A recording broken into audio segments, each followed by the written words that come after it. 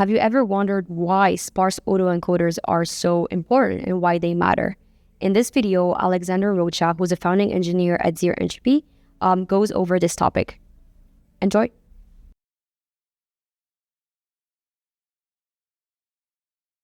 We've been talking a little bit about what SAEs are and how they work, but why would we actually want this?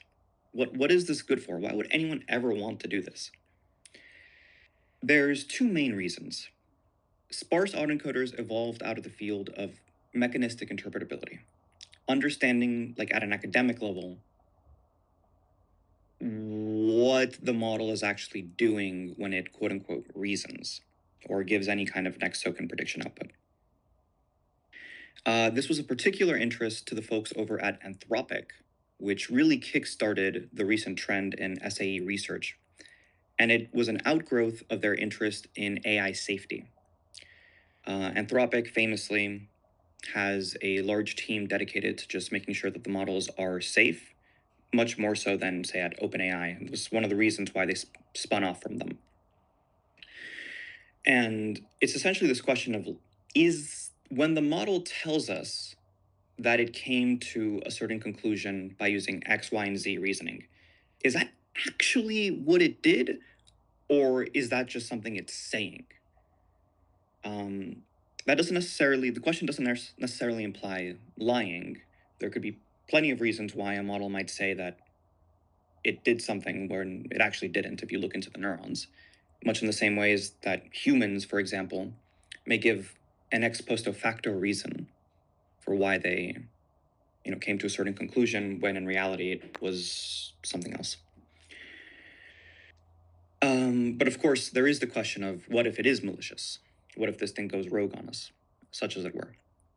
And the folks at Anthropic spend quite a bit of time and money and effort figuring that out. And then, of course, there's also the broader philosophical reason of wanting to understand, well, how do neural networks really work? And if we understand how they work, can they tell us anything about potentially how our brains work, how our thought processes work? Anthropic's latest research,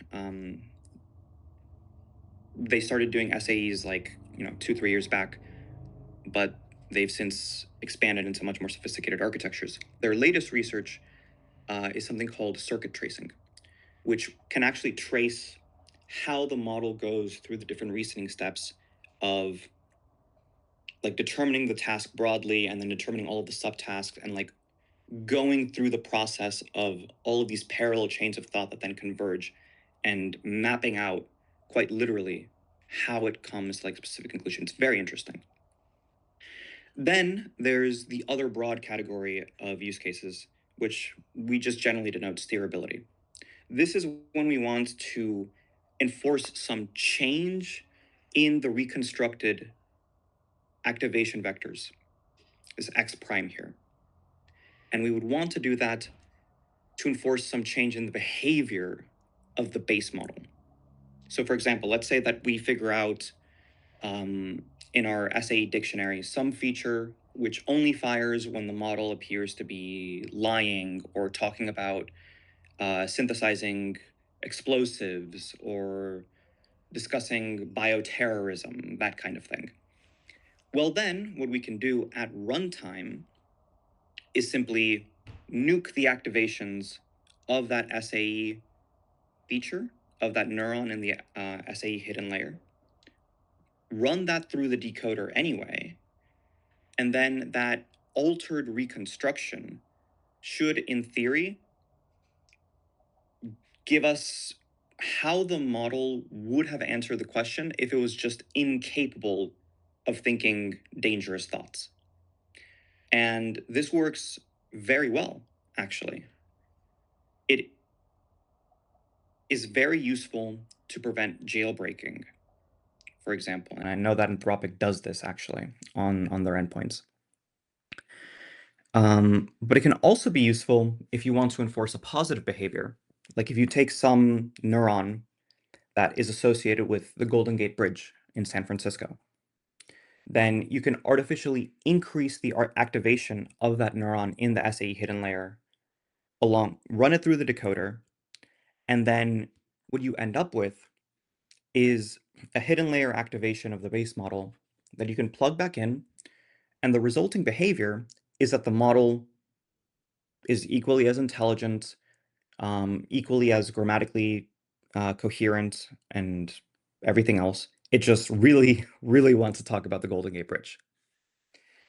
And that could be useful for many different things like AI role-playing, synthetic data generation. There's many potential use cases there, but essentially we want the model to exhibit some behavior, and we have much more control over that process if we lobotomize it directly in activation space, as opposed to simply trying to give it a very, very long prompt, which it may decide to simply ignore.